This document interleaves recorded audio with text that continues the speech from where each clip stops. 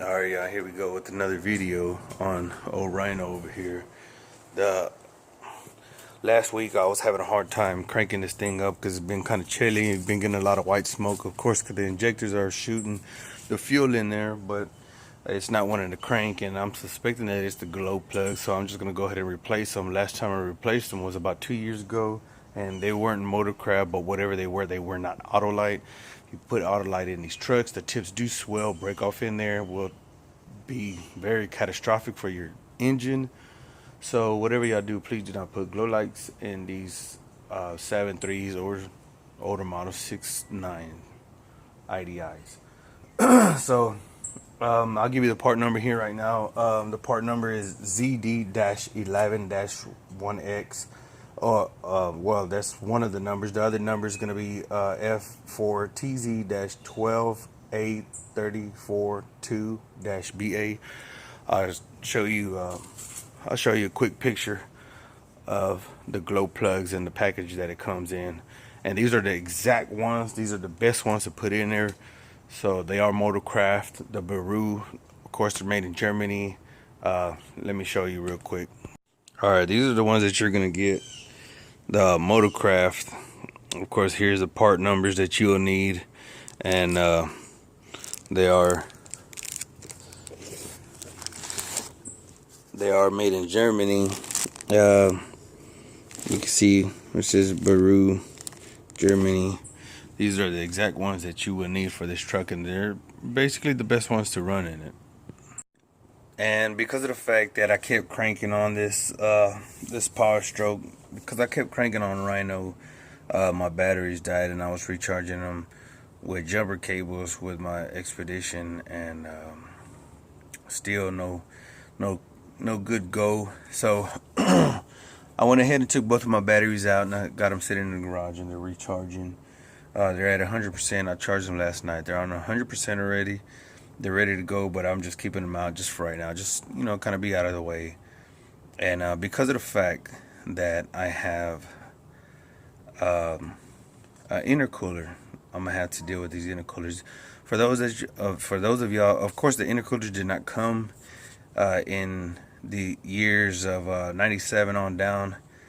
This was aftermarket. Well, I actually got this off of a 2001 F350. So I'm gonna have to deal with those. For those of y'all that don't have an intercooler, of course, you're not gonna have to struggle with the piping for the intercooler, and we'll take care of those right now. Alright, now the intercooler piping is out of the way, I go ahead and you're gonna have to take off your intake. Just from here on down, you're gonna have to take the intake off, and just as you do this, kind of be careful, because you do have the breather underneath here that if you're not careful, you can mess up the O-rings on it. I'll show you what I'm talking about here in a minute. All right, you have two bolts holding on to the, I guess the middle part of the intake that goes to the turbo. Here's one that I just took out right now, and the other one's right there in the bottom. Those are 8mm. All right, this is the breather box that I was talking about. Once you mess up the seal on this, it's once you tear this off, maybe 8 times out of 10 you're gonna mess the seal up. So just be careful if you decide to remove this. I was smart last time and actually put a hose clamp right here that goes to this part, this underside of the exhaust. I mean the intake. And I don't have to take this off, so yay me, I guess. All right, this part right here where these 8mm nuts were that were holding the intake off, this bracket is being held on by 13mm nuts. Took them off, and underneath there, well, you're gonna have to take the harness off too, because let me show you. The harness does have this latch, I guess right here, does have this latch that it holds on to, and I guess to prevent it from moving around so much. And it looks like we are gonna have to take this breather box off also. And there goes the breather box off. These 13 millimeter, I don't know how often I forgot how often I'm gonna run into them, but these other ones, they are 12 millimeter going all the way around. So 10 millimeter, sorry, 10 millimeter. The back one, I know is gonna be crazy, but you're gonna have to get a swivel head with the short extension. I think I'm gonna have to trade this one out and find me a short socket. I can't remember, but yeah, 10 millimeter. Yeah, this is my setup to get the one in the very back, right there on the driver's side. It's a little bit on the lower end of the back side of the valve cover, if you know what I mean. So you definitely gonna need a short socket, 10 millimeter swivel. It helps if you do this.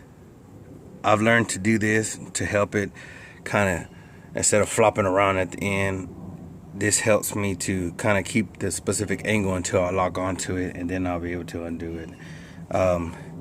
Then I used up to right here to untighten it. As soon as I broke it loose, I used everything else to just keep unwinding. I did most of it by hand after that. Then you kind of just wrestle the valve cover out of there a little bit. You can see I've replaced the harnesses all the way around, and now I'm going after these glow plugs. You could tell which injector was replaced with the reman, and we're gonna go ahead and take out these old 2-year-old glow plugs. All right, what you're gonna want to do next here, you're gonna have to be careful. I have my batteries already disconnected out of the truck, but anytime you're dealing with electrical, gotta disconnect and connect different stuff. You wanna, of course, take your terminals off. So I have this. This is the harness that goes into the injector. I unlocked it, moved it out the way. I got a small pair of pliers here, and I didn't grab the wire. I grabbed the head of the harness for the glow plug. You can see the glow plug sitting down there in the oil, and you kind of want to blow the oil out with pressured air. Just kind of, I guess, whenever you start the truck, it's gonna start smoking a lot if you let the oil fall in the cylinder head. So just be careful. Make sure you clean everything up. I mean, I'll never stress enough that you gotta have everything clean so that your harnesses don't get dirty and you don't have a bad take on all this stuff. Alright, y'all hear my compressor going. I'm going for that compressed air right now, just to blow a little bit of oil out of the way so it doesn't drip down into the cylinder head. So what I'm doing, I have a small 8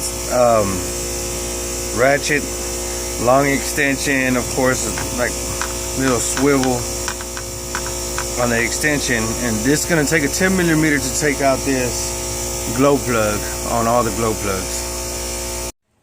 So basically everything is just downhill from there. After you take the socket extension with the deep socket, 10 millimeter I believe, you just take out the glow plug. Some people use a plastic tubing piece, and after you untighten it just a little bit, you put the plastic tubing or rubber tubing over the glow plugs, and you start taking them off the rest of the way. If not, with the deep socket, you are gonna have a slight struggle with taking them out.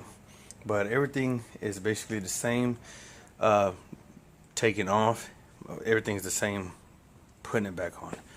It's not, I mean, it doesn't take a rocket scientist to figure that one out. So we'll see about starting the truck up. Alright, y'all, here it is. Y'all see me wearing something different. It's been about a full week ever since I replaced the glow plugs, and it has been starting pretty good. One thing I've noticed that I'm probably gonna have to change out some of the terminals on the truck because sometimes I guess they're not getting a good connection. And also we'll be replacing one battery. I did replace one battery brand new not too long ago, but usually whenever you replace the batteries on these trucks, you need to replace both of them. But I was kind of leery on spending $300-400 on other but batteries when I had other financial issues that I had to deal with at the time, and I'm kind of, I just watch how I spend my money, and well, if it ain't broke, why fix it kind of thing. But you do normally have to change them out both at the same time. But there's not an absolute problem. I mean, you won't run into no crazy issues, but it will start better with two brand new batteries. And well, this truck hasn't started in a few days, and I just wanted to go back and show y'all how good it starts. When I was having a problem with the glow plugs, I did kill the batteries. So I have a charger, and I charged them at 100%. As soon as I put them back in the truck, I didn't even have a chance to finish turning the key all the way, and it just cranked right up. I mean, like nothing. But that's not on a cold crank though. Right now, y'all finna see a cold crank. I'm gonna let the glow plug cycle just one time, and you're gonna hear how it starts, cold start. So Rhino might smoke, might not smoke. I don't know, we'll see.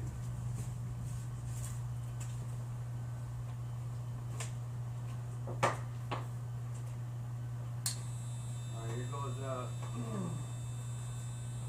relay. So really click it on. When you start light just did turn off. Here we go.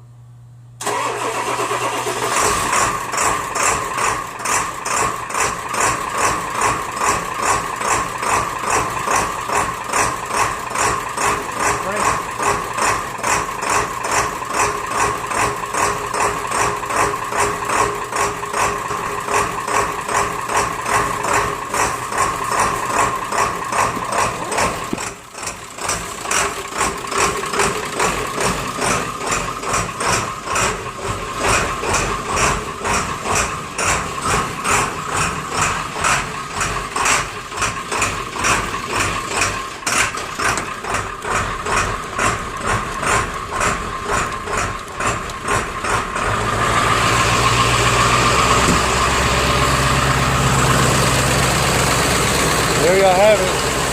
Crank's pretty good. Love it.